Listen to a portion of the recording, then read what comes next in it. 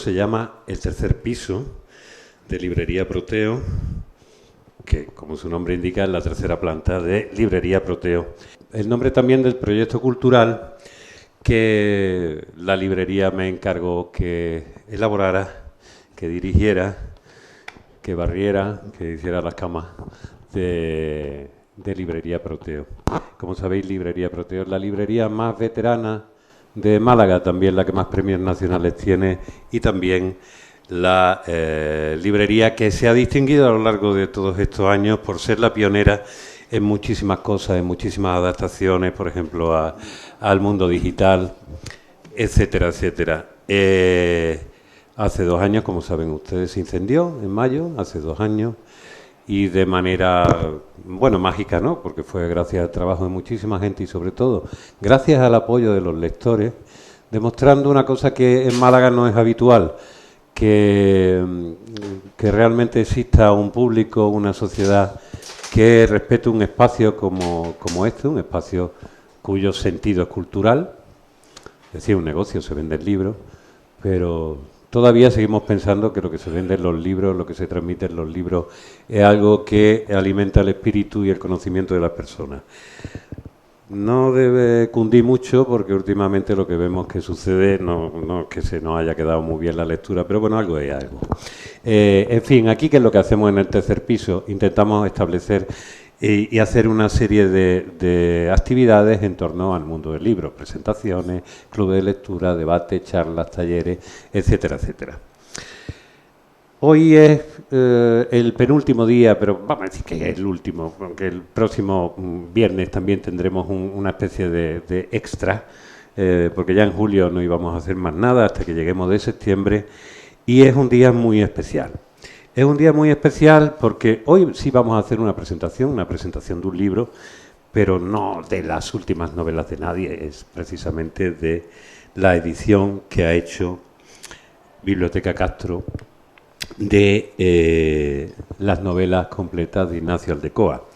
4 novelas, El fulgor y la sangre, Con el viento solano, Gran sol y parte de una historia. Ignacio Aldecoa, como saben ustedes, murió y fue uno de los grandísimos representantes, ha pasado la historia por ser quizá uno de los cuentistas españoles más soberbios que han existido en lengua castellana. Y uno de los grandes representantes de la generación del realismo espacial. Decía yo dónde estaba, ahí está nuestro amigo Antonio Olveira, Fíjate cómo ha cambiado cuando era chico. Bueno, que me estoy adelantando. ¿De quién es? ¿Y quién está aquí para presentarlo? Pues está aquí para presentarlo el responsable de su edición, pero probablemente uno de los aldecoístas, si existe esa palabra, más destacados que existen en España, Hipólito Esteban Soler. Hipólito Esteban Soler no solo está aquí por haber hecho esta edición magnífica y por ayudarnos hoy a ver cuál es la trascendencia, el eco y la importancia que sigue teniendo Aldecoa en una sociedad donde anteayer ya es prehistoria y que olvidamos todo muy rápidamente. Él es profesor de literatura, ahora jubilado, y fue mi profesor y de algunos de los que estamos aquí, de Javier, de Antonio, tuyo también. Esto me encanta, porque aquí una de las cosas que hemos ido descubriendo a lo largo de las distintas sesiones de tercer piso es que aunque se pone mucho en las presentaciones el énfasis en el autor, en el libro que acaba de sacar, vengo a hablar de mi libro, realmente lo que hay detrás es la relación que los seres humanos mantenemos con la lectura. Y la lectura como una de las grandes armas que tú le puedes dar a un ser humano para intentar, por lo menos, aprender a ser libre, en la medida de lo posible. Y aquí este caballero que tengo a mi derecha fue precisamente la persona que a mí y a otros de los que estamos aquí, seguramente, si no fue el primero que abrió la puerta, el que dijo, mira al fondo todo lo que hay. Hipólito fue mi profesor, y al menos de Javier y de Antonio, en bachiller, en BUP, segundo y tercero de BUP. Desde entonces amigo, profesor de lengua y literatura española. Hipólito era un personaje que era diferente. Yo me acuerdo que entonces le llamábamos, decíamos el algarrobo, porque había algo ahí que se parecía a Álvaro de Luna en el- Eso sí te lo habíamos dicho, ¿no? Es que, no, hay cosas que tú nunca le dices al profesor cuando tienes esa edad y de pronto ya cuando se te ha olvidado le dices, ¿tú te acuerdas? Se te queda con una cara como diciendo, hostia, eso te duele. Entonces, bueno. Tenía unas cualidades que no tenía entonces ningún profesor que yo recordaba, que es que amaba con todo su corazón aquello que nos intentaba enseñar. Y mire usted que hubo años que no eran fáciles, porque empezar a hacerte amar la literatura desde los inicios de la literatura medieval tenía su guasa, porque pues, en aquella época del acné y de otras pulsiones, pues te interesaba más bien poco. Pero Hipólito todo eso lo iba rellenando como el pijo, aparte de Últimas tardes con Teresa, con Aventis y con historias que iba abriendo siempre unos paréntesis enormes y iba contándonos historias donde él mismo se metía y donde él nos contaba lo que había hecho en Marruecos, donde nació y donde había dado clases. Era un maestro que recién acababa de sacar las oposiciones, nos parecía muy mayor, pero ahora viendo los años, es decir, debía ser muy joven, pero nosotros éramos más niños todavía. Él con sus barbas no solo hizo que amásemos la literatura, no solo nos dio empujones a algunos de nosotros a intentar hacer nuestros pinitos con las letras, sino que encima fue el responsable, y yo esto, si me lo contó en su día, lo olvidé, hace poco fue el responsable de que el grupo de teatro que nos unió aquí algunas personas del instituto existiera. De ese grupo, yo estaba esperando hoy aquí a Guachi, a Joaquín Núñez, pues han salido algunos premios y algunos de las generaciones más notorias, incluso de los escritores. Aquí tenemos a Javier, que hace poco ha publicado su segundo libro. Yo fui el primero, yo soy muy pionero para las cosas, pero después me desfondo. Ya está, gané un premio y ahí se quedó la cosa. Entonces, me lo dio él, un premio de poesía allí en el instituto. Y José Antonio Mesa, que hoy no ha podido venir, que ya tiene bastantes premios, y al que gané yo en Buena Lí en aquel tiempo en el concurso de poesía, lo quiero decir aquí públicamente, aunque después no lo recogemos. Javier, no, menos mal que no está, pues se molestaría un poco, por eso se lo digo. A él delante no me gusta recordarle esas cosas. Ahí uno lo que aprendió en aquel momento era cómo aquella cosa tan elevada como era la poesía y la expresión era capaz de suscitar los más bajos instintos, incluso entre personas que se querían profundamente, como era nuestro caso. ¿Cómo que tú has ganado? ¿Cómo que tú has ganado? Yo soy mejor que tú. Por ahí no voy a tirar. Te acabas peleando con el mundo. Bueno, como sea. Hoy queremos también celebrar, y me gustaría que algunos de los que estáis aquí, que habéis sido alumnos, lo recordáis, la capacidad que tienen los maestros en la transmisión. Hoy en día que es tan difícil encontrar a guías, personas en las que mirarnos en el espejo y decir, me gusta cómo lo hace, me gusta cómo lo dice, me gusta cómo está en el mundo. Y en esas épocas que teníamos nosotros de adolescentes más o menos emparvelados, yo profundamente emparvelado y profundamente perdido, tal como ahora soy capaz de reconocer, Hipólito no solo representaba una figura de alguien que amaba algo y te enseñaba los tesoros de ese algo, de esa materia que enseñaba, sino que también era una especie de hermano mayor, no de gran hermano, de hermano mayor o de casi padre, algunos que teníamos conflictos con los nuestros naturales. Visto en perspectiva, la influencia de un maestro en la vida de una persona es tremenda. Y a veces porque escasean más de lo que nos gustaría. Eso es una de las cosas terribles, que te das cuenta y dices, no solo fue el primero en interpares, es que tampoco había muchos pares alrededor, eso también hay que reconocerlo. Bueno, el cómo te llegan las cosas, eso también vamos a dejarlo en el mundo de lo subjetivo. Supongo que algunas personas, algunos compañeros, el Hipólito, porque todo iba con el artículo delante, aunque tú nos enseñabas que eso era un vulgarismo horroroso, el Hipólito, yo creo que le caía bien a todo el mundo. Y además tenía una capacidad fantástica que yo he intentado traer aquí en muchas de las sesiones, es decir, recuperar el gusto por la lectura en voz alta como una forma de paladear la mayoría de los textos que ahora casi siempre leemos en privado, en la intimidad más absoluta. Yo creo que la mejor literatura está pensada para ser leída en voz alta, y si no aguanta el tirón, y no sé lo que tú piensas, si no aguanta el tirón, es que no es muy buena literatura. La literatura tiene que entrar por aquí, por aquí, por aquí. Y Hipólito leía maravillosamente.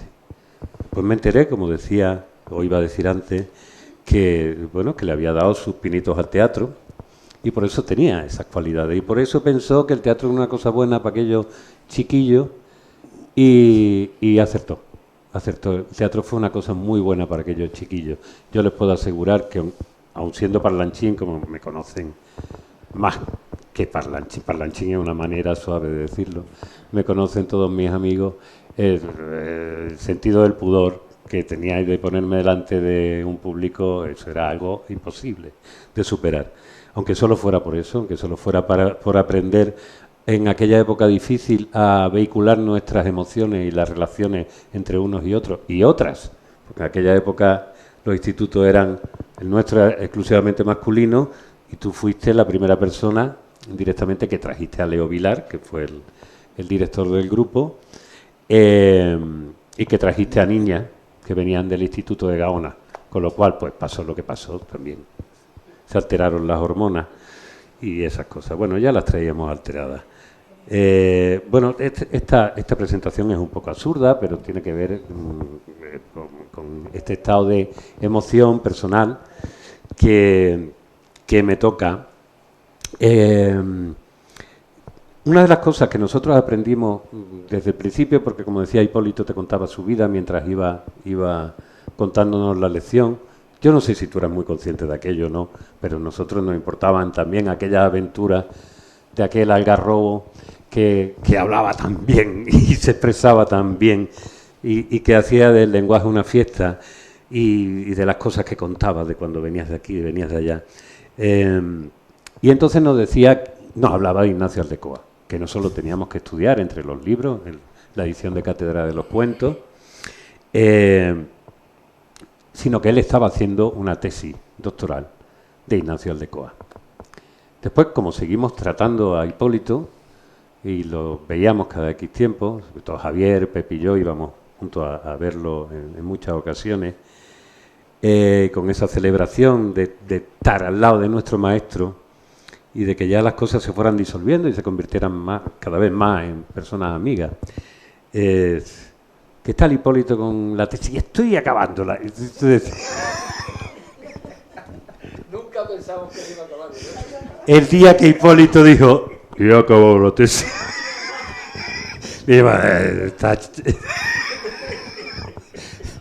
Está vacilando. Pero hasta en eso nos dio una lección. Incluso yo que he sido siempre un maestro en empezar cosas y no terminarlas,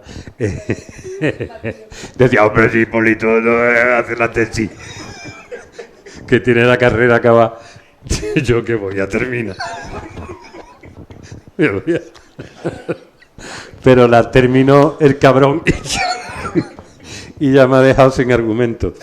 Así que hoy por lo menos terminaremos de alguna manera este encuentro. Bueno, ya, mirad, vamos a hacer una cosa antes de empezar y después de este rollo tremendo que tenemos.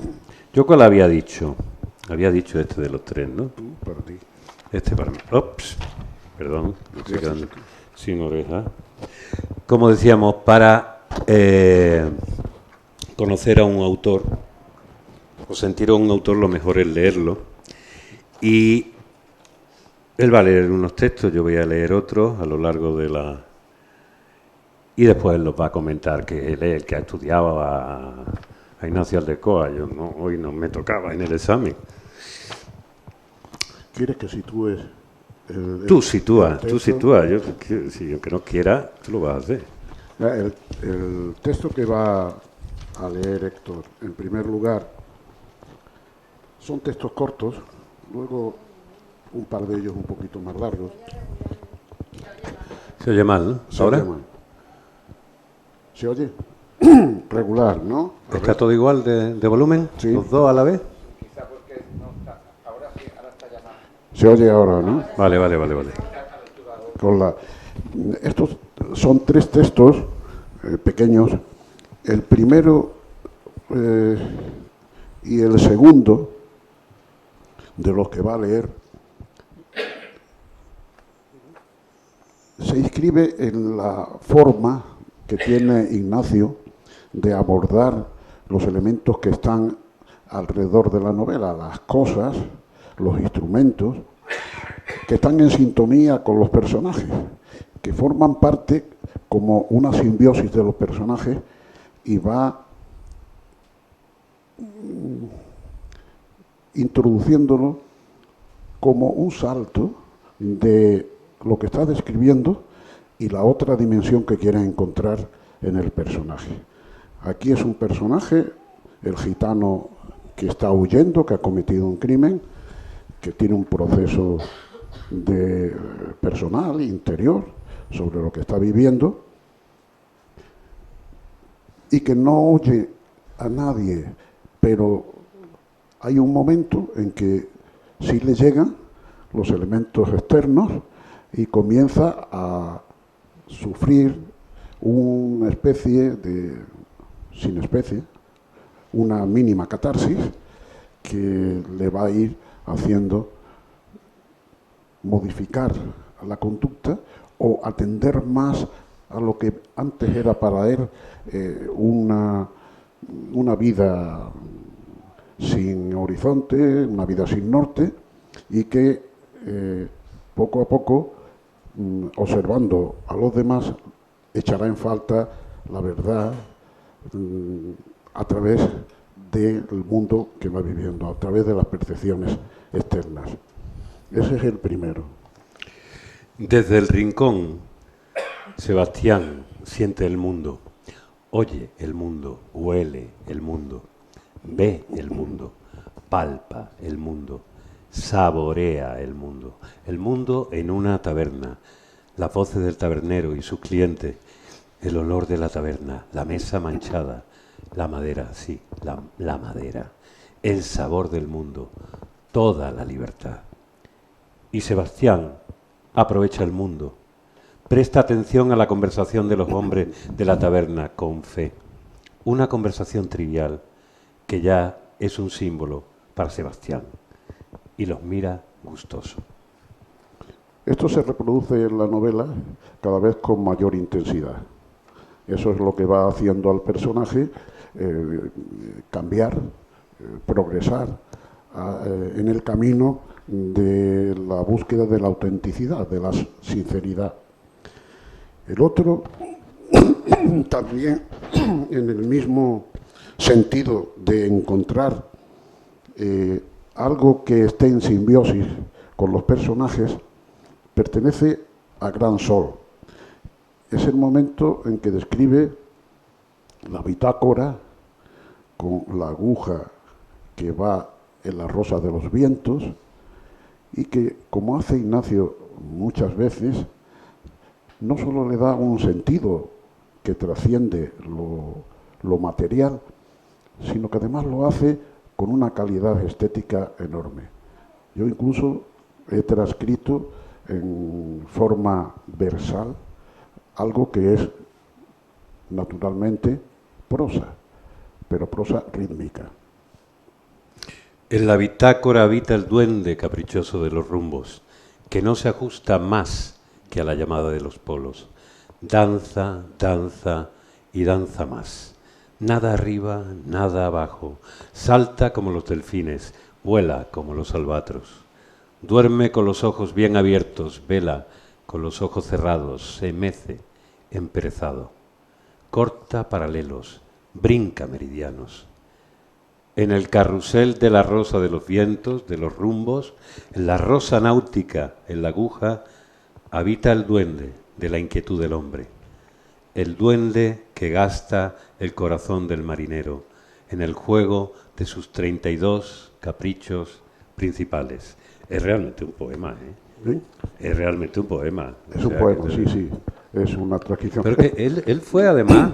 él escribió poesía también, ganó también de joven no recuerdo yo si ganó premio, pero escribió 2 libros de poemas. Sí. El libro de las algas y Sí. no recuerdo ahora el otro título.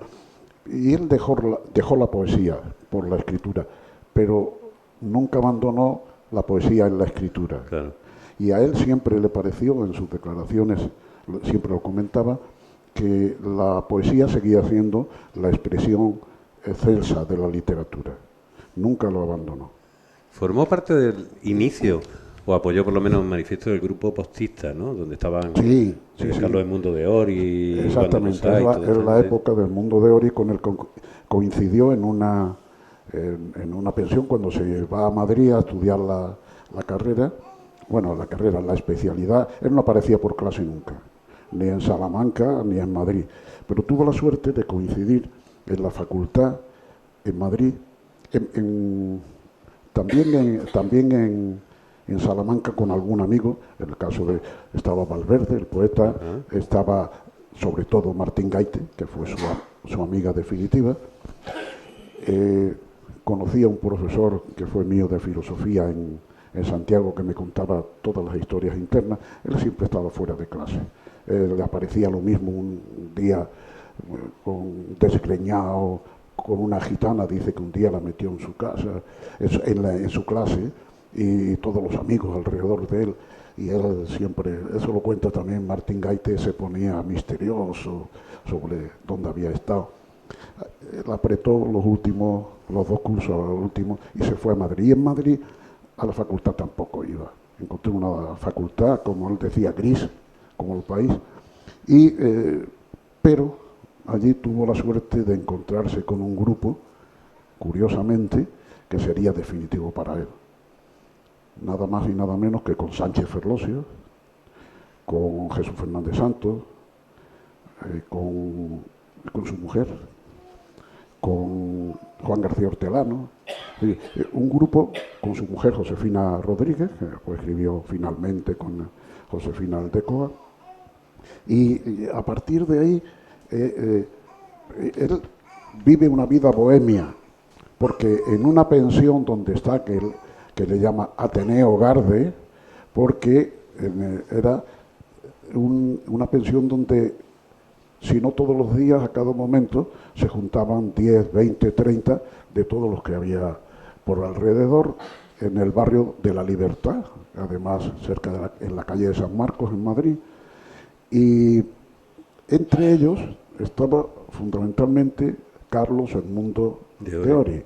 Y con él hizo mucha amistad y sufrió la influencia del postismo, y él firmó un manifiesto con Carlos. Que además el postismo tenía elementos del surrealismo, recuerdo, del creacionismo, y también era una literatura, o sea, una poesía con un cierto sentido del humor, con el ingenio, pero que tenía un sentido rítmico muy importante. Claro, Esto es una cosa que tú ves en la prosa de Aldecoa, es una cosa de decir, hostia, esto... Hay un mecanismo de relojería rítmico aquí que no solo es que te das cuenta en algunos autores que son capaces de dominar cierta forma, pero tú dices, a ver, me ha hecho 18 melodías, 18 compases diferentes en esto. En Aldecoa sabe perfectamente en qué tono está en cada momento. Exactamente, es decir, el tono, el ritmo va compasado, lo mismo que esa simbiosis entre los elementos del ambiente, de la atmósfera, de instrumentos, pues lo mismo le pasa en la expresividad. Él busca el ritmo en momentos además muy puntuales, y se hace un ritmo con una profundidad enorme. Casi solo el ritmo tiene capacidad expresiva. Hay una cosa que Perdón pensaba... un momento, Sí, sí. me voy a vengar de ti. Como tardé mucho en presentar la tesis... Lo veía venir. pude escribir 600 y pico páginas sobre el fútbol y la sangre. Y es por momentos, en muchos momentos, hay una prosa rítmica, que además está estudiada. Está estudiada en algunos punteadas, pero que se puede ver con elementos de todo tipo. Es decir, elementos de tipo retórico, elementos de tipo, pero nunca la retórica por encima, siempre sirviendo al texto, al momento, al significado del texto. El pie quebrado, que es muy poético, lo utiliza también muchas veces, en momentos que además son momentos delicados, momentos de fuerte emotividad. Yo tenía un texto seleccionado, pero se hacía largo, en donde, por ejemplo, a una persona que lo despiden del trabajo, en plena guerra, busca por sus hijos, y hay una palabra que a él le duele mucho. Se emplea, era republicano, lo meten en la cárcel, sale y se emplea en una fábrica de espoletas para bombas. Él dice que hace como lo mismo que hace tornillos, hace espoletas. Pero en un momento se enteran de que ha estado en la cárcel y lo despiden. ¿Por qué? Porque puede hacer sabotaje. Entonces, el texto en donde este hombre va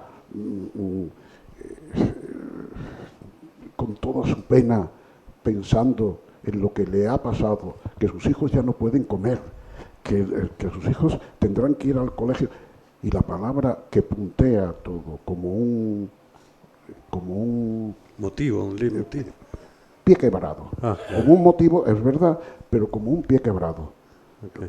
Un texto con ritmo y un pie quebrado. Esa es la palabra sabotaje. El nombre sabotaje. Es decir, algo que le duele los hijos, la comida, sabotaje. Y eso va punteando todo. Estaba pensando en eso que estás diciendo.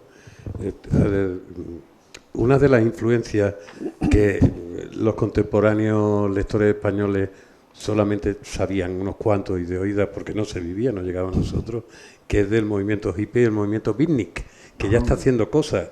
Esa especie de utilización, si lees a Allen Ginsberg o a toda esta gente, de la especie de salmodia, de como el hombre que va a la calle y repite una y otra vez, como una manera también de exigir, digamos, dignidad sobre sí mismo. Hay una cosa muy curiosa, me parece, en la forma que tiene Aldecoa, que probablemente ya nos dirá si su muerte demasiado joven impidió que Aldecoa terminase digamos, recibiendo los méritos del grandísimo escritor que fue y la representatividad que tuvo. Es cómo él se mete en un momento determinado utilizando tópicos también que son muy de la literatura y también muy españoles. Aquí, por ejemplo, el fulgor y la sangre con el viento solano, que tienen esta cosa maravillosa que todavía se sigue celebrando en narrativa contemporánea. Mira lo que se le ha ocurrido, escribir una cosa desde dos puntos de vista. Bueno, ya, mira, son dos novelas sobre el mismo suceso, vistas desde dos puntos de vista, y utiliza, por ejemplo, aquí a los gitanos, a los toreros, a los guardias civiles, es decir, algo que utilizaba García Lorca muchísimo en toda especie de... Pero siempre buscando lo que él decía. Claro. No el tópico, sino su en vez. Exactamente. La cara oculta del tópico. Eso es. Por eso, incluso de una obra como Gran Sol con el viento solano, es verdad que el punto de partida es el mismo, el asesinato del guardia civil. Pero curiosamente, la última escena del El fulgor y la sangre, El fulgor y la sangre coincide con la primera escena, casi, no la primera, pero casi el principio, de Con el viento solano. Pero sustentándose lo fundamental, hay variaciones pequeñas que pone todo lo que falta en la anterior. Es decir, Si en la anterior los protagonistas ¿Son los guardias civiles? son los guardias civiles y se recibe desde la parte del guardia civil y de la parte de la gente que está en la feria, cómo ha sido y quién ha tenido la culpa, y los valentones que son bravucones, los gitanos que han promovido el asesinato, desde la otra se nos van dando lo que le dicen a ellos. Y ahí ya empiezan los elementos de racismo, los elementos que le hacen personalmente sentirse ofendido y todavía ser más agresivo. Y no justifica, Aldecoa dice que no justifica, explica. Y sus personajes no son gente que tienen cualidades, valores, él quiere descubrir los valores, pero no oculta nunca, y lo dice, los defectos, las carencias. Son personajes que en principio, por su formación, tienen muchas carencias. Por su formación, por su vida, por su extracción social, tienen muchas carencias. Pero ahí es lo que él quiere, el conflicto de las relaciones humanas y lo que los sucesos inciden en la persona, en el interior de la persona, en la humanidad de las personas.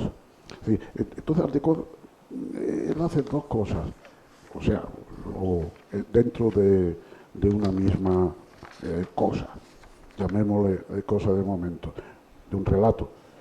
Él pinta una realidad que es cruda, pero tierna también, a la vez.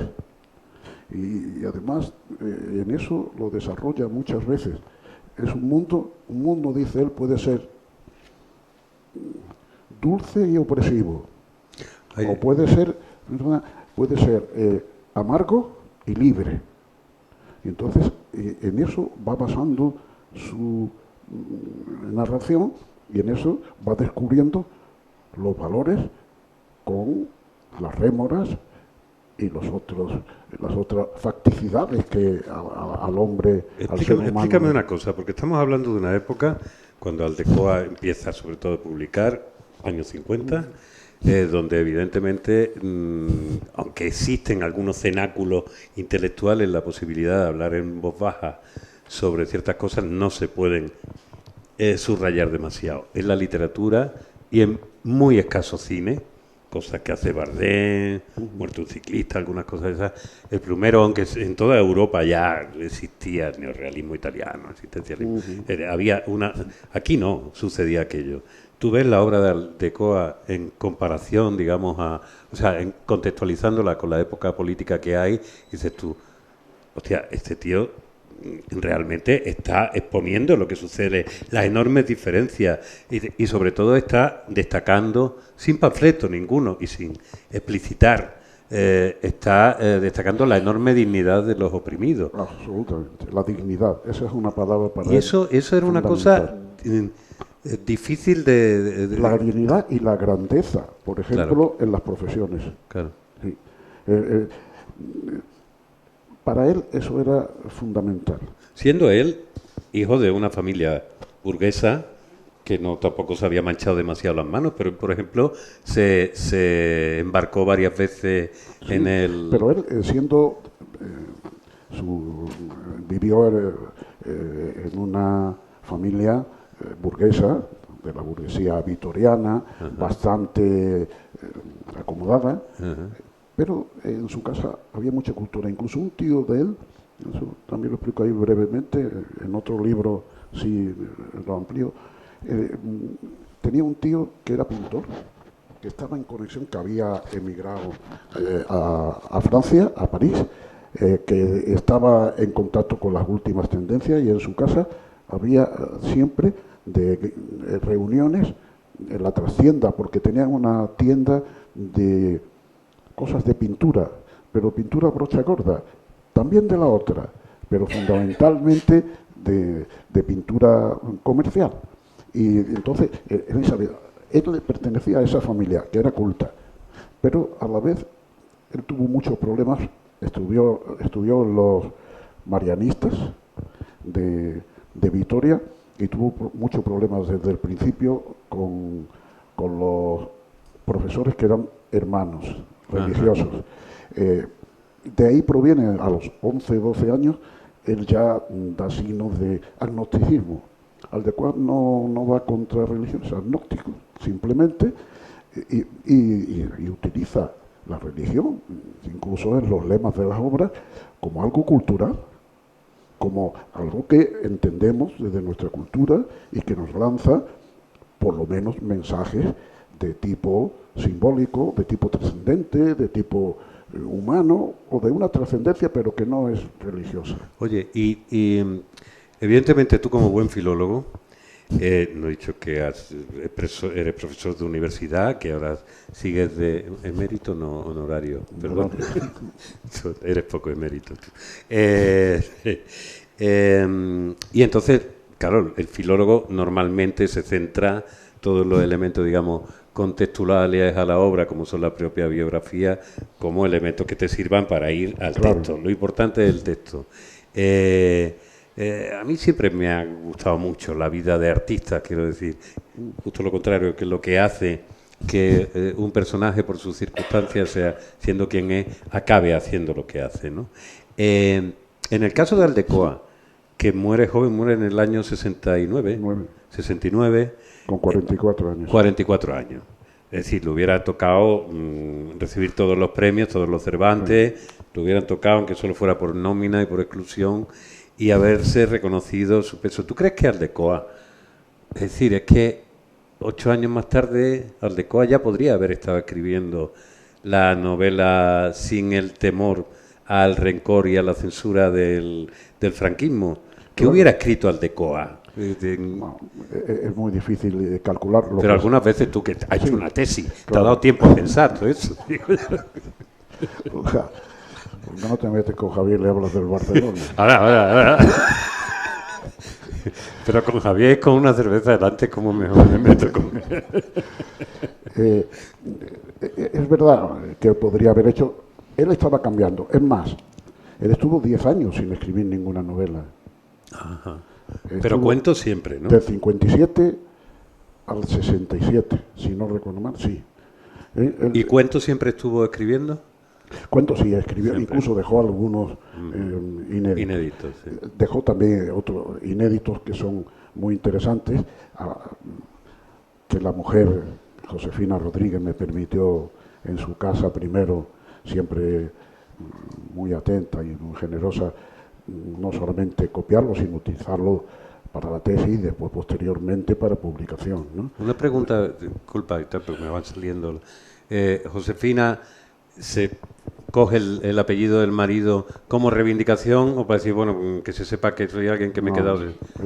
¿Cuál es la razón? Sí, era una mujer, yo la conocí, la primera vez que estuve en su casa debía ser el año 75 o 76, ¿verdad?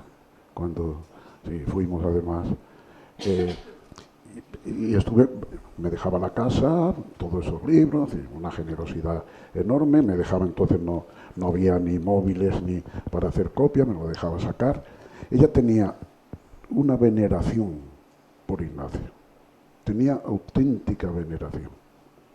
Ella, si su apellido lo cambió, porque además fue progresivo, Josefina Rodríguez de Aldecoa, Josefina Aldecoa, ¿no? Ella tenía veneración por su marido. Era una mujer muy progresista, era el colegio que fundó basado en la institución, en los presupuestos de la institución libre de enseñanza. El colegio se ha cerrado hace poco porque ya la hija se jubiló y no ha habido nadie que lo siguiera, ¿no?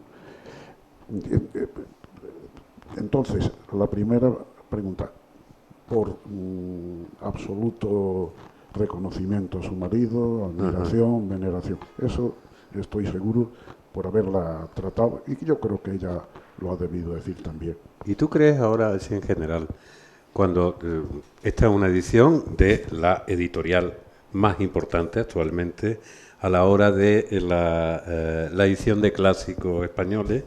Hemos estado hablando antes de qué significa clásico, los Rivadeneira contemporáneos, que son ediciones además con unas magníficas introducciones, una magnífica bibliografía, manos de estudiosos más que probados del tema, pero sin las 5.000 millones de páginas con notas a pie de página de cada pijadita, que sea para leerla. Esto es para leerla. Y además, si hay 4 y vale 50 pavos, sale a 12,5 por novela. Novela de primera calidad. Señores, no, perdónenme que yo tengo... Mi padre vendía libros también, algo se me ha quedado. Está bien, te lo... No, porque tú además, es que los autores sois todos tan exquisitos que no decís comprar mis libros. Sí, bueno, da como verdad, cosica. hablando de estas cosas, es verdad que encontrar todo, porque se podían encontrar, si uno quería encontrar una edición, podía encontrarla o no, porque ha pasado el tiempo. Antes preguntaba cuál fue su pena o su rémora, ¿no? Su rémora fue, si no, esas novelas se habrían publicado más. Hay ediciones, algunas buenas, del Fulgor y la Sangre, tiene una introducción buena, también parte de una historia, pero se pueden encontrar o no. Su pena fue que tuvo una, no sé cómo llamarle, un nombre, un relieve inmenso como cuentista. Pero yo lo conozco bastante y no es el síndrome de Estocolmo con la literatura. Es que son novelas extraordinarias. Es que es un estilo, es que es una actitud ética la que tiene, que para la época es bastante... es curioso. Decía, él distinguía entre consigna y compromiso. Él arremetía contra la novela de la Berza, porque eran novelas que, pasado el momento de la reivindicación, quedaban como panfletos. Y él lo que quería era compromiso, no consigna. Yo le vendo el libro que me lo quiera comprar. Y yo lo que intento es, le moleste a quien le moleste, él era un hombre progresista, él estuvo en el llamado contubernio de Múnich, invitado por Dionisio Ridrojo, y cuando volvió, la policía lo interrogó bastantes horas. Se burlaba de él porque, si no recuerdo mal, el partido de Dionisio Ridrojo se llamaba SAT, una cosa así, y él se burlaba diciendo, ya ve tú lo que con ese nombre vais a conseguir. Firmaba las cartas que hubiera que firmar, pero en literatura, él decía que se puede hacer buena literatura y no hay por qué caer en los extremismos. Claro. Y hay una cosa en esa época, lo estás diciendo, que se enfrenta también con compañeros de generación que adquieren un éxito inmediato, por un lado, como el Jarama, como el Sánchez Ferruccio, como el Jarama. Con una sola obra, como el Jarama, que no, para mí... No es superior a esta. Por la similitud. Sí. No es superior a esa, pero incluso por la similitud de construcción y demás, con Gran Sol tiene, para mí, una calidad estética aún mayor y una profundidad y un sentido de la trascendencia del ser humano constante, que en el Jarama, por ejemplo, solo se da en el significado al final. En cambio, en este tipo de novelas se va dando en cada uno de los personajes, en cada uno de los ambientes. Siempre nos va metiendo hasta redondear, hacer algo, una esfera que tenga un sentido, además de lo social, tenga un sentido de trascendencia del ser humano. Te quería preguntar una cosa, tú como profesor, llegas en un momento, cuando estás dando clase, no eres de los que escriben los libros, sino de los que te encuentras ya la estructura, esto es lo que hay que enseñar, y ahí se nos hace como una especie de baremo, ahora se llama tier list, como dicen, de quiénes son los buenos. Y dentro de los buenos, primero este es el más importante, este es el otro. ¿Tú crees que esto habría que estar revisándolo constantemente? Es decir, yo me preguntaba cuando leíamos estos autores, a Luis Martín Santos, recuerdo el impacto que nos dio Tiempo de Silencio a todo, decir, hostia, esta cosa tan moderna que recién se ha escrito cuando mis padres se hicieron novios, o una cosa así. ¿Esto cómo era? Que creíamos que esto era caspa pura y olozo tal. Ahora cuando se ve al cabo del tiempo, que es cuando las cosas tienen peso, ¿tú quitarías algunos, pondrías otros, cambiarías el orden de importancia de lo que nosotros estudiamos, por ejemplo, lo que tú nos enseñabas a nosotros? Bueno, siguen la mayoría de los que estudiamos y destacábamos siguen vigentes. Sí, pero ya estaban todos muertos. Pero, claro, ¿quién lee, por ejemplo, Al-Jarama? Claro. Bueno, pues se puede leer porque es una buena novela, pero Martín Santos, hay un problema, y es que yo tengo aquí alguna alumna que he tenido en la facultad. Martín Santos lo dábamos en los institutos, sí, durante una época. Después se fue perdiendo en los institutos, y en la facultad yo solo conseguí, dándole los esquemas para hacer una guía la guía que tenía, del usuario. Sí, en el último curso de carrera, en una asignatura que era de algo que se llamaba obras maestras, me parece que, o literatura contemporánea. Quedábamos tiempo de silencio, y yo les daba los esquemas y las frases para comentar que había utilizado con los alumnos de COU anteriormente. Claro. Me echabais en cara un día, en sentido positivo, de que, no, lo digo así, porque yo les hacía leer algo que, anda, a ver quién hace hoy y es capaz. Lo que pasa es que hay que encontrar también el barbecho de las personas que está haciendo. Claro, que nosotros éramos excepcionales. O sea, hombre, en tercero, recuerda, leíais el mío Cid y teníais que hacer una lectura un poco en el castellano antiguo, con la pronunciación antigua. Eso lo dice hoy, sí, te pero corren a gorrazos. tú lo hacías muy bien. Yo me acuerdo de los míos ojos, ¿no? ¿Cómo era lo que...? De los hoyos tan fuertemente lloran. Y lo veías a él allí y tú diciendo, pues es que tú lo estás sintiendo, vamos, tú olías la cota de malla allí, el pestazo a caballo del mío Cid lo olías, ¿no? Allí desde la tarima. Entonces, volviendo a la pregunta, hombre, lo que tú estás planteando es el canon. Sí.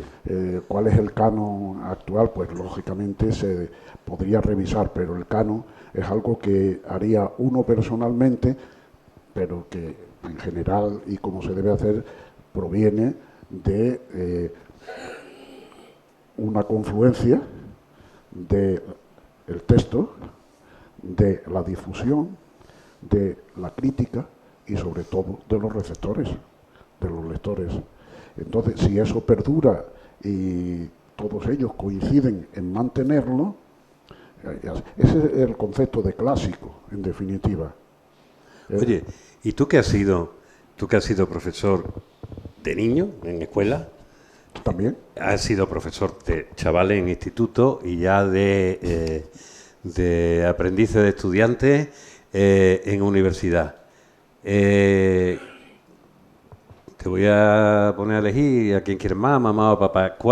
¿Qué era como educador lo que más te motivaba? ¿Cuál de las tres edades? O dime lo que te motivaba de cada una de ellas. Yo quiero que acabe diciéndome la universidad era un rollo. ¿En dónde? No te he entendido, ¿verdad? No, que digo, que quiero que acabe diciéndome la universidad era un rollo. Como con vosotros, nadie. No, era en serio. Hombre, vamos a ver. Yo encontré en el instituto una generación que no es normal.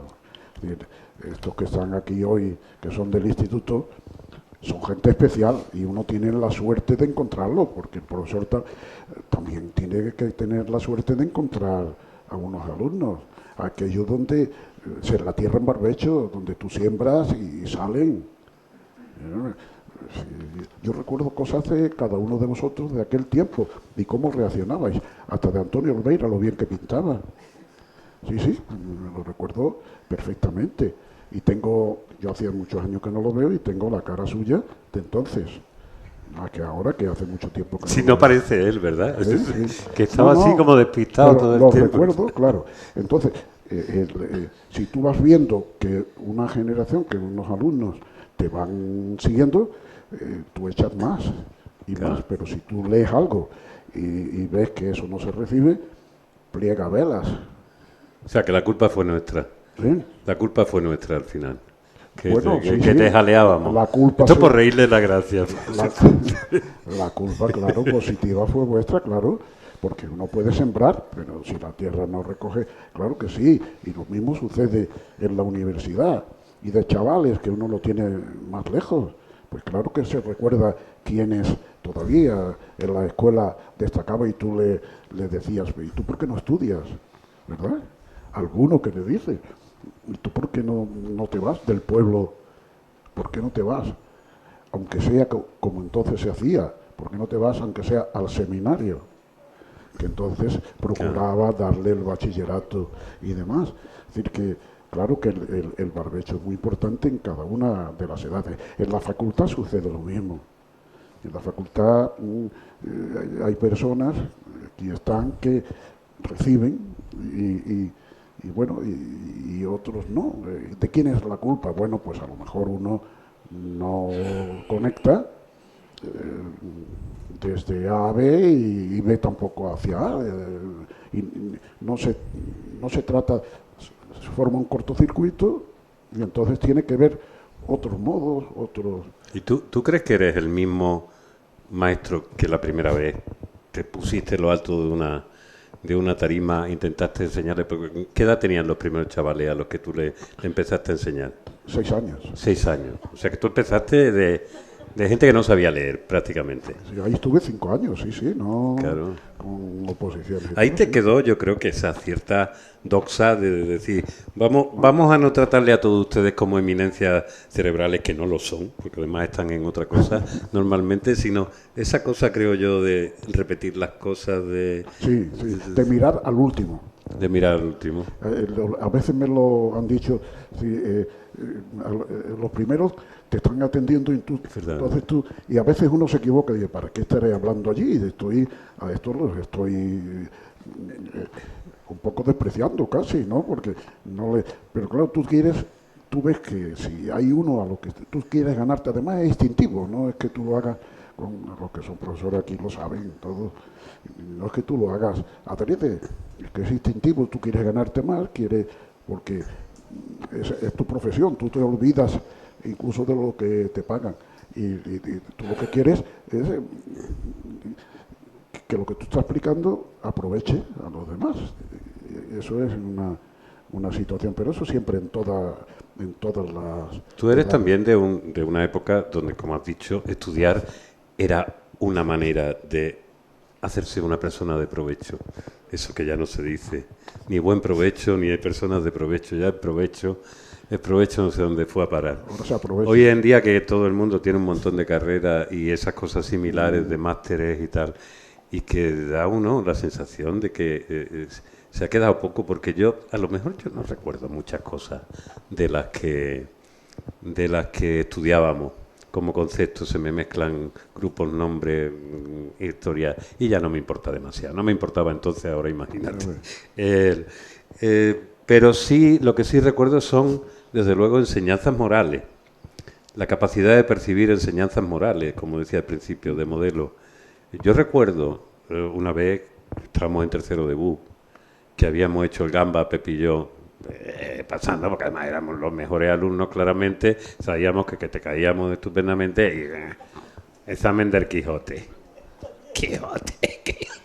¿Qué salía el Quijote? Hombre de provecho, Y llegó aquí el señor. aprovechando. Llegó aquí el señor y dijo, para dar ya las notas finales, estábamos allí, dice, tanto y tal. Y aquí vosotros dos, en fin, la nota media os da notable, pero será un notable triste para mí. Me habéis decepcionado tan profundamente. Sí. Hostia, pero lo hiciste muy bien, es decir, nos empezó a avergonzar allí, que no, Pepe siempre ha sido mucho más formalito que yo, pero hasta yo estaba como diciendo, puta, hostia, ¿cómo es? O sea, ¿cómo voy a decir yo es notable sin honra ninguna? No, no, no. Pero claro, es que la opción era, te presenta el examen de mañana. Te presenta el examen de mañana, junto con todos los que tenían que recuperar. Esta historia, no sé si te la he contado. Te la he contado que lo sepa el mundo entero. Para que veamos hasta dónde llega el ingenio. El ingenio en el cuento de la pastora Marcela. Directamente. Y el hecho de intentar recuperar el honor y la honra de perder la confianza de nuestro maestro. En aquel momento mi guía moral. Yo con mi padre no me llevaba, ya lo dije. Y entonces, bueno, ¿cómo lo hacemos? ¿Cómo hacemos esto? ¿Cómo estudiamos? ¿Cómo nos leemos el Quijote en una noche? Porque él dio como que os lo habéis leído por encima. Pero por encima. El Quijote, Miguel Cervantes. Ahí está. Y con lo que nos quedaban. Y digo, vale. Y este aquí que yo tenía desde que era pequeñito, en mi casa se había comprado una serie de fascículos de Burulán Ediciones, me parece que era, del Quijote, con la ipsum verba del Quijote en dibujo, un cómic con fotos del lugar. Tenía además aquella edición fantástica, la cosa que te decía, esta parte no está. Con lo cual, pues organicé un sistema según el cual yo, que era el que leía más rápido, leía, iba pasándole el uno al otro y después nos íbamos preguntando, culminando las partes que faltaban, la novela de la Galatea, la otra historieta, pum, pum, pum, pum, para aquello. Al terminar, no dormimos, ninguno, hubo quien cayó allí, esto en mi caso, organizaron un campamento. Todos los que estuvieron aprobaron. Pero Pepe y yo, vino Hipólito, y es que esto un poco me da un poco de vergüenza, esto, pero es la realidad. Llegó al final y puso las notas todos los que habían estado en el grupo aquel del Quijote. El Quijote intensivo aprobaron el curso y después llegó. Y aquí hay 2 exámenes, 2 alumnos. Había puesto 10 con varias rayas para arriba y muchas esto que además estamos tan imbuidos que lo habíamos escrito en estilo Cervantes. A ver, tú me empiezas a dar y yo te hago el Quijote tercera parte, resucitando, y lo que le contó a Sancho. Y claro, estábamos en aquello, y claro, lo sabíamos todo, porque además imagínate tú lo que es tener toda la referencia cronológica encima con imágenes. Es mucho más fácil que tener.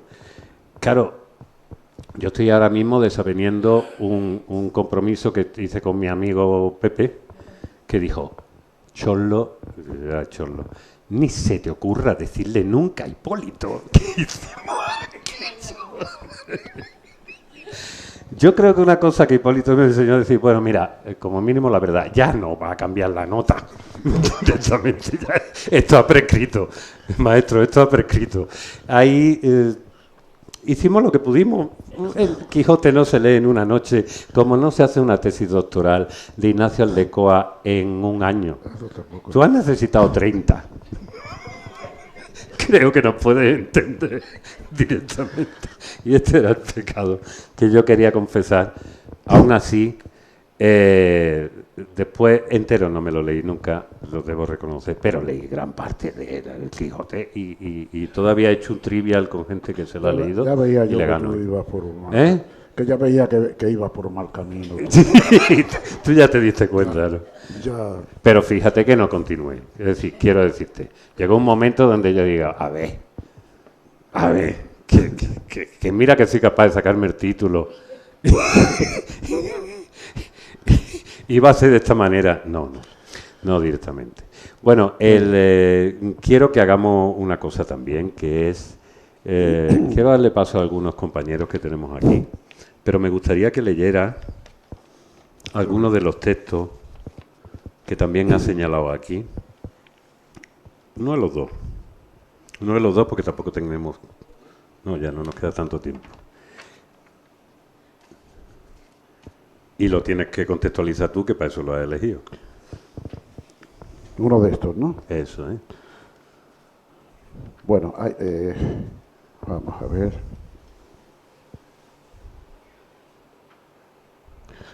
Voy a leer el primero.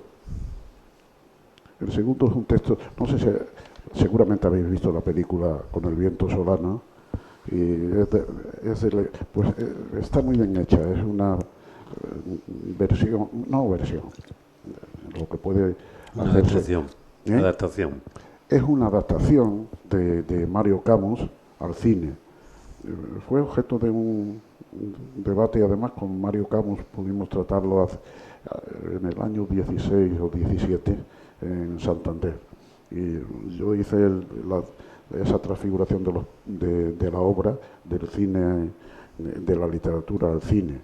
Y ahí, si lo veis, la madre se encuentra con el hijo huido, pero voy a leer el otro. Voy a leer para ver la sensibilidad con que trata a lo mejor temas espinosos y con qué delicadeza, con qué ética para el momento. Año 54. La protagonista de este pasaje, Sonsoles, que por cierto me decía Pérez Fullerado, no sé si tú lo conoces, me decía ayer, leyéndolo como él está imbuido ahora, su marido se llama Pedro Sánchez y ella Sonsoles, y me lo escribió y dije, coño, pues es verdad, yo no lo recordaba.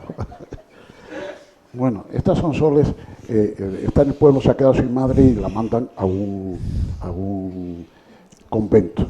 Al convento se adapta y para ella es una sensación de placidez, enseguida se acomoda, pero recibe la carta de su abuela, con la que tenía una ligazón especial, y vuelve a su casa y muere la abuela. En ese momento, durante esos días, ella está pensando en irse, en volver al convento, a ese tipo de placidez, y ocurre esta escena, entre otros casos. El primo, que había estado en la guerra, rondaba a Sonsoles e inquietaba con su cerco constante de insinuaciones lo que dominado u olvidado habitaba en la mujer. No fue una sorpresa para ella el encontrarse paseando y hablando con su primo en los atardeceres cargados del aliento dragontino del otoño pleno. Fue ella la que frustró el experiente juego a que el muchacho se lanzó. Uno de aquellos atardeceres dijo: «Estate quieto». La respuesta fue una sonrisa de humedecidos labios y la torpe maniobra de un supuesto abrazo. «Estate quieto, estate quieto». El campo era un zumbido y un aroma. El hombre abrazó a la mujer. El juego desembocaba en lucha. Medio ahogado, con el rostro salivado, se debatía la hembra contra el macho. Cuando se levantó el hombre, rasgado, arañado, vacilante, no había satisfacción en su mirada. Había miedo. «Sonsoles», le dijo en voz baja, en una voz que se pegaba a la tierra y que desde ella ascendía como el humo de la hoguera, «te mataré, te lo juro». El hombre corrió. Corrió durante mucho tiempo. Sonsoles se quedó mirando al cielo con los ojos muy abiertos. Pensó en el convento y en su imposibilidad de retornar a él. Pensó que el convento era como una gran masa rocosa de rocas negras, macizas, que guardaban en su centro un claro y transparente cuenco de agua intacta, en las que no se podía penetrar. Se echaba la noche. Aparecieron las primeras estrellas. El zumbido del campo se hacía rumor. El aroma era llevado por un aire fresco que resbalaba sobre la tierra. Sonsoles se levantó y caminó hacia el pueblo. Al día siguiente anunció a sus parientes que no volvería al convento del Valle. Al día siguiente, su primo abandonó el pueblo para buscar trabajo en las tierras del sur de la meseta. Qué bueno. Este sentido para describir una violación con todo el cariño hacia la persona. Lo más que llega, se debatía la hembra contra el macho. Es suficiente, no hay que poner más. Y después las reacciones, la interioridad, el sentido, el sentimiento. Y a partir de ahí, ella emprende su vida con esa carga dentro de ella. Y por supuesto, cuando reciben la noticia y no sabe quién de los guardias civiles ha muerto, entre ellos está el violador, puede estar su marido. No, su marido estaba allí dentro, pero ella, como todas las demás mujeres, se ponen en la situación de las otras, porque están dos en la feria, uno el que ha muerto y el cabo que es soltero. Y entonces esto va a ser, como otros acontecimientos, algo que le hace a ella reaccionar con los demás, o junto a las demás, o contra las demás, cuando las demás adoptan otras actitudes. Este es un sentimiento, si quiere... No, espérate porque veo que tenemos poco tiempo y quiero que aquí algunos de los compañeros... Había una cosa que había traído para preguntarte y voy a hacer justo antes. No me vas a hacer nada más, pues esta es la sección donde os pedimos a cada uno que elijáis 5 libros que de alguna manera hayan formado parte tanto de vuestra formación, en este caso como filólogos lectores, como también que tengan algún tipo de relación con el autor. Vamos a intentar hacerlo muy rápido. Te saco el libro. Muy rápidamente. Las inquietudes de Shanti Andía de Pío Baroja. De Pío, digo. A Ignacio le gustaban mucho las novelas del mar, las novelas de aventuras. La vivió además de un paisano. Pero él, la novela que hace, no es la del mar de la aventura, sino la del mar del trabajo, la del mar del enfrentamiento con la naturaleza. El Requiem por un campesino español de Ramón J. Sender. De la época en donde tiene mucha relación con la época que se está haciendo, sobre todo con el furor y la sangre y con el viento solano. Las relaciones en el pueblo, las religiosas, las sociales, incluso las políticas subterráneas y desde luego la dictadura, las connivencias y los enfrentamientos y las huidas. Sender, que ha sido elegido en las 2 últimas sesiones. Año 51. El año 51. Poco antes de lo suyo. Juan Luis Cano eligió las tesis de Nancy, que tenía mucho más que ver con su parte de humorista. Ernest Hemingway, el viejo y el mar. La lucha, esta es de las que más se parece, porque él leyó mucho de Robinson Crusoe, de Moby Dick, Melville, pero la que más se parece en cuanto al hombre luchando con la naturaleza es El viejo y el mar, de este hombre que lucha por todo hasta llegar al final y solamente llega con la raspa. Es la que más se parece a la novela que él quiso hacer. Sin embargo, fíjate que Hemingway es poderoso en su estilo narrativo, en su dinámica, pero literariamente no tiene nada que hacer al lado de Ignacio Aldecoa. Estilísticamente no son está a la distintos altura. Narradores, claro. Claro, un tipo de... Bueno, el que hemos dicho que eclipsó todo y que ya a partir de ahí decir, bueno, pues habrá que inventarse otra cosa. Tiempo de silencio, en el 62 ya ponen los cimientos. Tiempo de silencio es una obra que rompe con la escritura tradicional, pero no tanto como luego van a hacer otros como Goytisolo, Claro. con señas de identidad.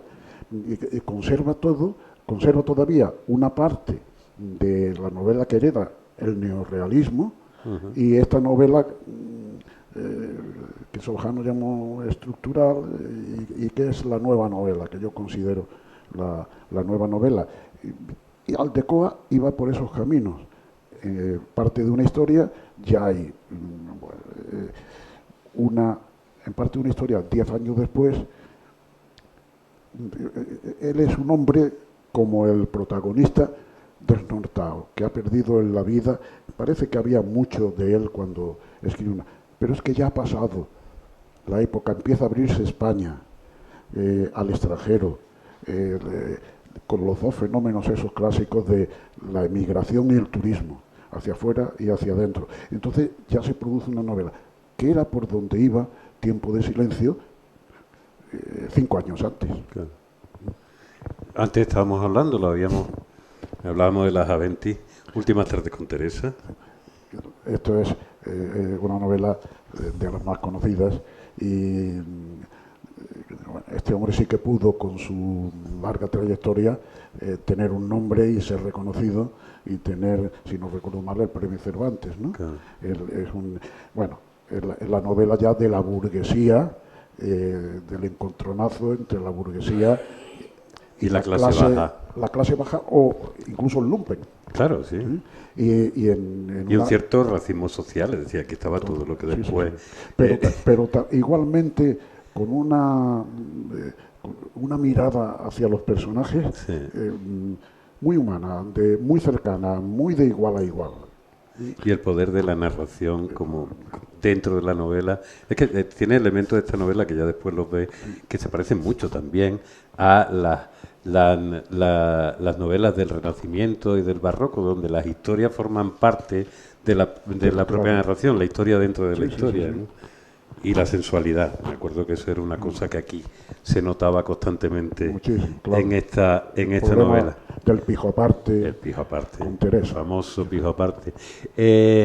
Hay una cosa que no debemos olvidar, que es la enorme relación que tuvo y toda la querencia que tuvo Ignacio Aldecoa por el cine, que fue varias veces adaptado, y después su amor por dos ciudades fundamentales, que también son importantes en aquella época. Ibiza, que es donde empiezan ahí los primeros hippies y empieza a circular la primera droga, y Nueva York, que era su ciudad, de las ciudades, directamente. Además, en Ibiza, los primeros hippies, los primeros beatniks, para él era el paraíso. Claro. Para él y para su mujer. Ya estaban casados, siempre fueron desde el 58 hasta el año anterior a su muerte, o hasta el mismo año de su muerte, siempre estuvieron yendo a Ibiza. Era un mundo era un mundo en donde ellos podían desarrollar su vida hippie o hippilonga, ¿verdad? Era la vida de la gente que quería salir de ese mundo, ¿no? Y era el mundo para ellos, de personajes raros, de personajes extraños. Eso están en los cuentos. En los cuentos hay muchos de estos personajes. Y Nueva York, con la ciudad, todo lo más culto y lo más arrinconado. La ciudad que encanta y horripila, decía. El mundo en una sola ciudad. En Nueva York para ellos fueron 2 veces, 58 y 58, y después volvieron, no sé si fue en el 59-60, y ya invitados a dar. La primera vez era Josefina la que estaba invitada, y aprovecharon para él dar algunas conferencias. La segunda vez ya iba invitado él y se pasaban años. Tanto cuando volvían de uno con el otro y volvían a Madrid, les costaba trabajo entrar otra vez en la dinámica de Madrid. Siempre se quejaban del país, de la grisura de Madrid, después de venir de esos mundos de libertad. Y vino el hedonismo.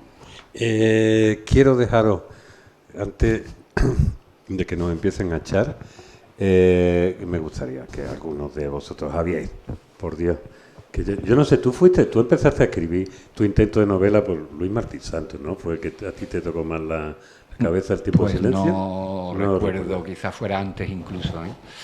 Sí, ¿no? No, yo voy a hacer una cosa y voy a preguntarle a Hipólito una pregunta así un poco... Sencilla. No, no, sencilla no es.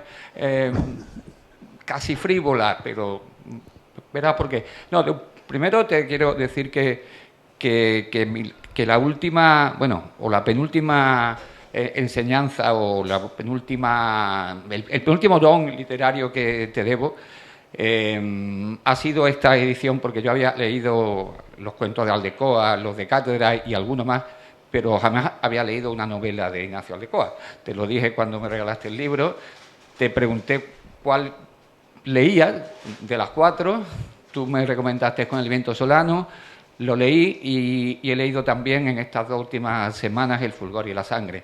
No me ha dado tiempo a más, pero... y me ha impresionado, me ha sorprendido. Sobre todo con El viento solano, que creo que es bastante mejor que El fulgor y la sangre, que es una novela que está bien, como primera novela, está estupenda, pero con El viento solano para mí es una novelaza. Y la verdad es que he descubierto al Aldecoa novelista. He descubierto además a un novelista que, bueno, tú lo has dicho en toda la tarde, es decir, el lirismo que tiene, el cuidado con el lenguaje, con la construcción es impresionante y la lección ética, efectivamente, de superar los tópicos, superar los enfrentamientos, abordar a los personajes como personas, a los guardias civiles, a los gitanos, en fin, sobreponerse al maniqueísmo. Creo que tuvo algún problema con la izquierda, con el sectarismo izquierdista, entonces me parece que incluso en Seix Barral se le vetó por esa actitud de no ser maniqueo, ¿no? Así que estoy encantado. Y la pregunta es ya te digo, no que sea frívola, pero ese tipo de preguntas que se hacen, que yo te voy a preguntar. A mi juicio, después de muchos años pensándolo y leyéndolo, si me dijeran los mejores cuentistas de esa España, desde la posguerra hasta, yo qué sé, hasta los 80, hasta los 90, incluso algunos hasta hoy, yo tengo mi podio, mi podio, que en este caso es de 4, ¿no? A ver qué opinas tú, ¿no? Yo... bueno, sin poner orden, ¿no? Algunos, además, que no se le ha dado la importancia que se merece. Para mí, son Aldecoa, Antonio Pereira, al que adoro, Medardo Fraile, que creo que está olvidadísimo, y Carmen Martín Gaite. No sé por dónde... Sí. No sé qué opinas. Sí. Lo que pasa es que... Sí. Es muy difícil entender, pero esta generación, en general, son muy buenos cuentistas. Ahí, a esos que tú has dicho, sin duda, es verdad que Medardo Fraile está un poco, sí, minusvalorado, pero es una generación de muy buenos cuentistas. Por ejemplo, Jesús Fernández Santos.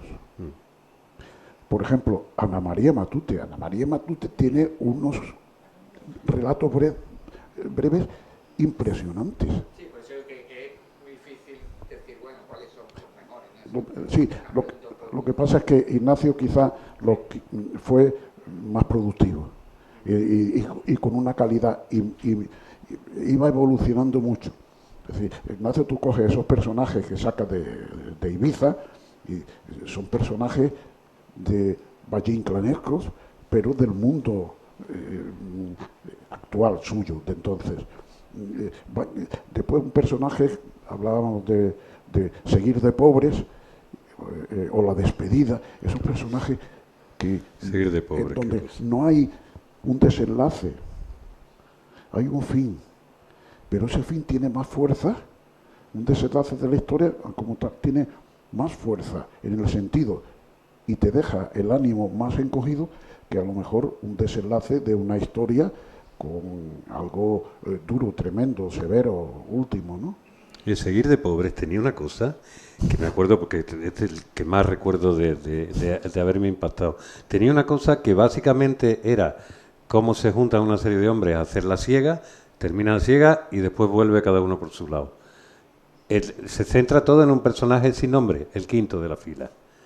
El quinto de la fila solamente al final, cuando sabemos probablemente que las consecuencias va a ser que ese hombre no va a llegar a su destino porque le ha dado el viento malo y no sé cuándo es cuando tiene nombre. Es decir, todo ese recurso además está contado de una manera O sea, tú estás viendo exactamente sin necesidad de que alguien te haga la nota a pie de página.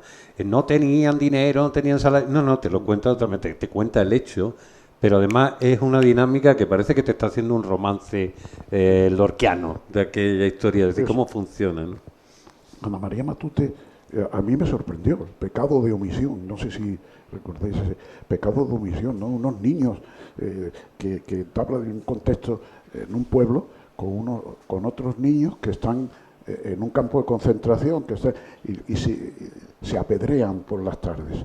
Y entonces una niña le pega una pedrada al niño y se acerca, está sangrando, se acercan y cuando se acerca se lo cogen porque las pedreas eran a distancia, ¿no? Se acerca, lo coge y finalmente, después de estar mirando un rato, dice: si es como nosotros.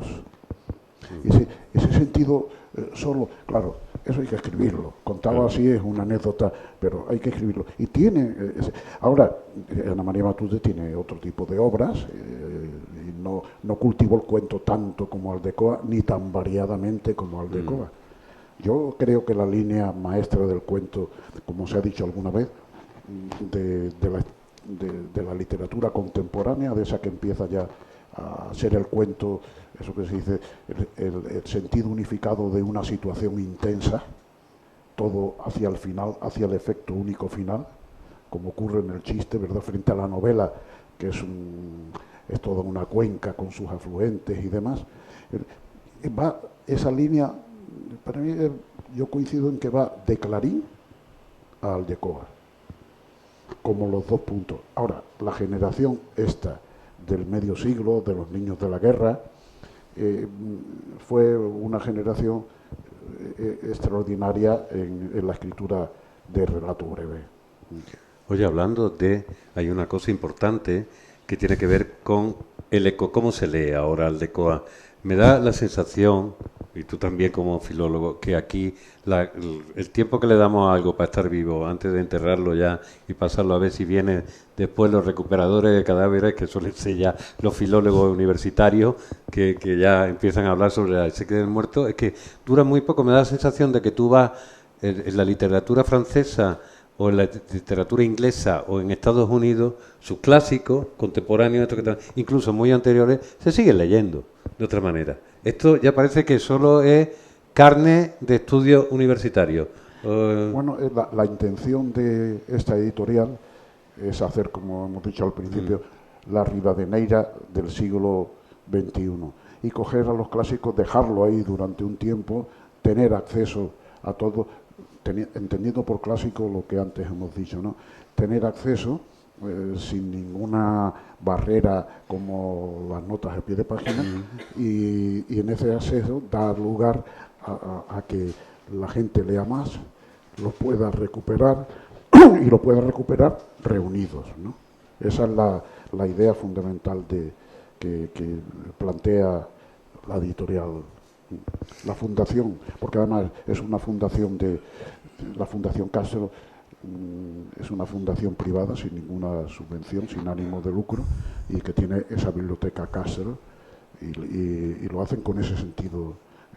Oye, el otro día hablaba con Javier, que probablemente nos ha disculpado porque no podía, porque estaba en Antequera. Tú le hiciste no sé cómo se dice, si el premio de bienvenida cuando hicieron honoris causa, ¿qué nombre tiene la figura? Laudatio. La Laudatio, exactamente. La Laudatio a Antonio Soler. Antonio Soler, evidentemente, es el más aldecoiano de los escritores contemporáneos. Antonio Soler es un admirador enorme de Aldecoa y de Marseille, por ejemplo, por poner estos dos que hemos dicho.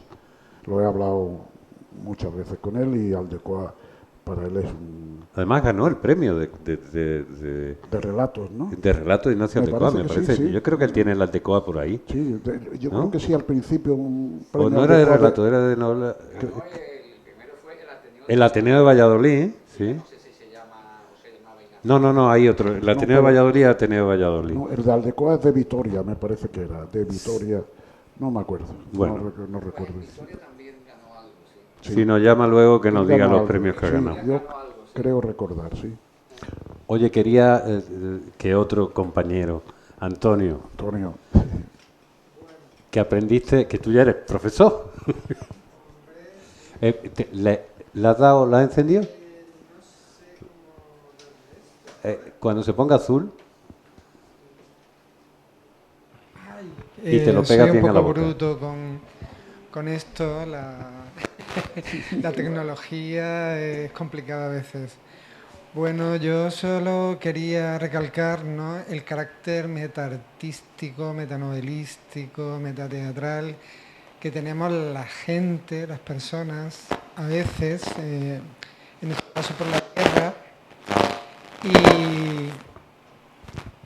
Y bueno, solo quería recalcar y decirte, Hipólito, que si no hubieses aparecido tú en aquel instituto, en aquel momento, no sabemos dónde estaríamos, ¿eh? Yo lo considero como una especie de situación o de movimiento extraño dentro de la partida de ajedrez vital, ¿no?